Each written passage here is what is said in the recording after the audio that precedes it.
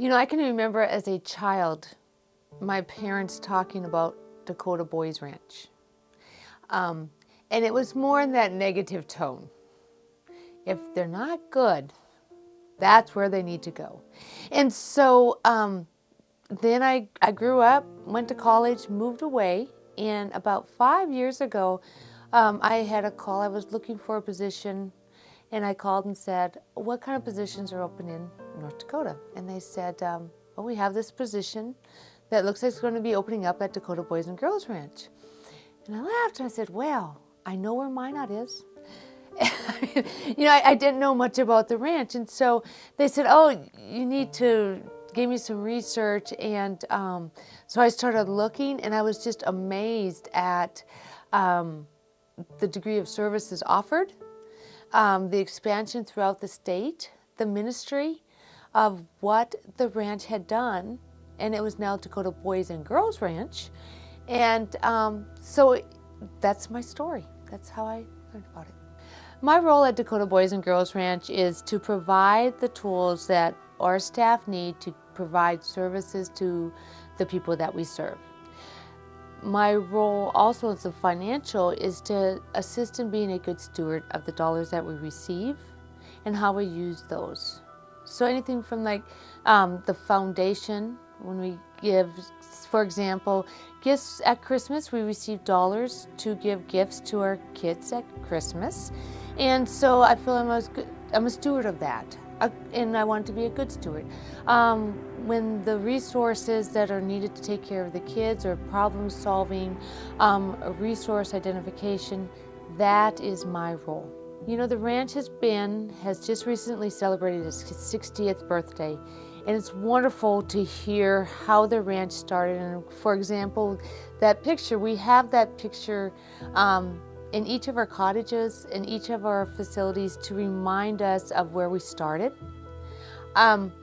And so the ranch has grown immensely to 3 campuses. We just opened up a new campus in Fargo for 16 beds. We started a new education program in that community.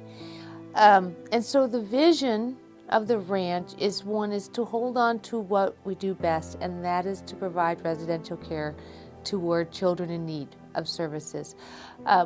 We see more mental health, behavioral health, complex cases. You know, some kids really have not had a great start in life, and others have had a great start, and their parents have done everything.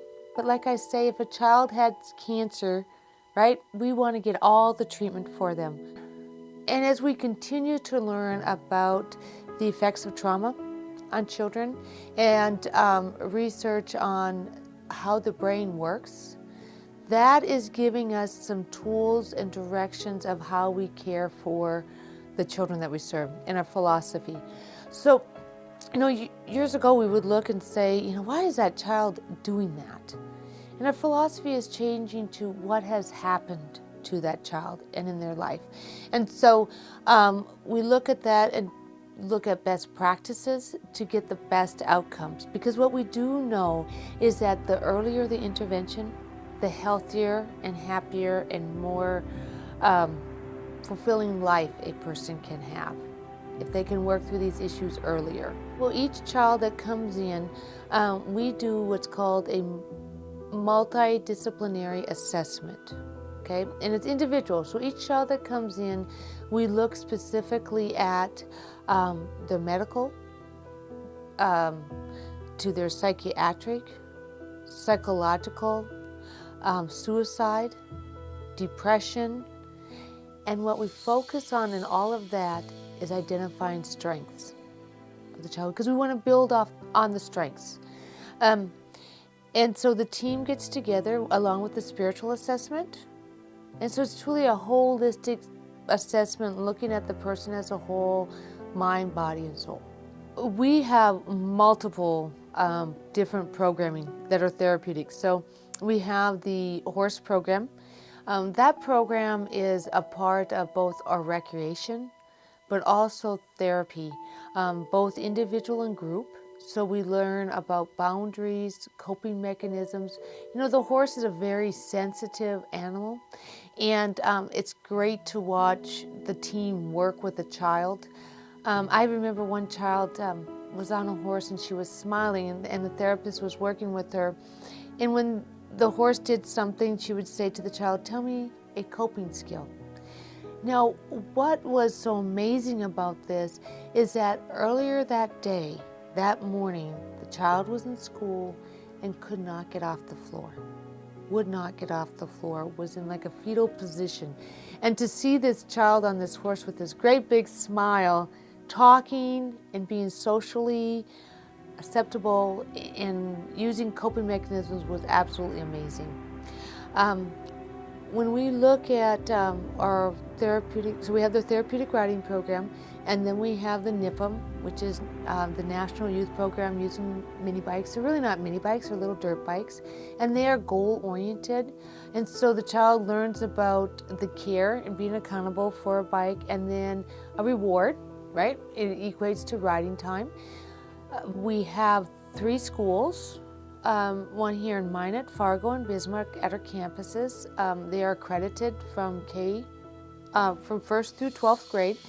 Or we have a graduation every year. We usually have about 8 or 9 graduates, and it's very fulfilling, and it makes yet another great reason why I'm here and why it feels so good to be here, is to see these children, their struggles and the recovery and the pride that they have at graduation ceremony. It's truly heartwarming. The school, we have various courses. Of course, we have the core classes, and then we have elective classes, which is like our technology, some vocational, welding. We stress reading, but part of that is to help identify and to bring to the school, the teachers and the therapists, the whole team works on how do we best help this child. Because education is not a standalone, therapy is not a standalone. You know, is reading, not being able to read the issue, or is it that they have attention deficit and they can't sit in the class? So we work together on that to best fulfill the needs of the child. The next thing that we have is we have 5 cottages on this campus, and we call them cottages. They're individual houses. They each have about 10 rooms, and we have certain programming for those. So on this campus, we typically have some younger children, 10 to 13, 14 are on this, and that's really driven by the size of the campus and then our education, because we do have elementary here, and a playground, and etc. We have a sexual responsibility program, which is for sexual offenders. And you know, one day I was in the cottage and was struggling a little bit with this, and then I saw this assignment of this child, and it was a timeline, and I can remember looking at it, that it started like at age 3. So he was working through his issues. It was very touching, very, oh my, real. It was real. Then we have another male program, and that has, and we have addiction throughout our programming. So any child that has addiction, we provide addiction services. We use a variety of therapeutic treatments. We have psychologists. One of the things is, you know, sometimes our children come to us and they have just this list of diagnoses, list and list. They've been through all different kinds of services, and so what our team really does is tries to focus on, is that current? Is that really what's happened? Is that an accurate assessment and diagnosis? And then drill down on that. So we do lots of psychological testing with that, and then we have a psychiatrist, a nurse practitioner. We have a greenhouse, which is great. And then in the summer, we are, and sometimes during the school year, depending on the child where they are with their education, we've had different children that have participated in, and it's a newer program for us, our work program. And so they actually work, we give them an opportunity to work. Actually, they enlighten us with what we take away. I hear that from our employees all the time of what we learn from the children. And so we give them employment. We go through the job interviewing skills from the job interviewing to actually working, learning skills, social skills, need to be on time. Yet we have the forgiveness, right, than some of the other employers because we know they have therapy. We know they're not going to have some great days. And so we work in the thrift stores, in the horse program, buildings and grounds, the greenhouse. The kids, we use the greenhouse for school, education, science, and then also for recreation, spiritual life, special events. We have then, that's our Minot campus in Bismarck. We also have a greenhouse. We're excited. It'll be our first year to use it. And they also have a school. And then that age is older, but we do have also addiction. And then, of course, family therapy at our 3 locations. Fargo, we have a brand new campus. It's wonderful. All our facilities that are really unique. And as I see other facilities, I have a new sense of gratitude, or renewed sense of gratitude of coming back, because we really do have great facilities, great staff. We have lots of training. We look at what is the best way and continue. And we have the spiritual guidance. You know, with God, Jesus, He blesses us every day. And I think it's very important for us to be thankful of what we have. And like I say, when I go to another facility and see something, it reminds me of being thankful for what we have here at the ranch and what we can provide. Because not every residential living has a foundation to support and to do the things that we do, like the horse program, the Christmas gifts, the coats for the kids. And we extend that program to our day school program, baskets for.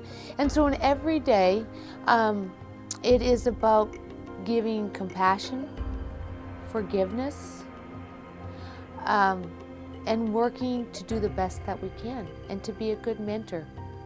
I'm here for the kids.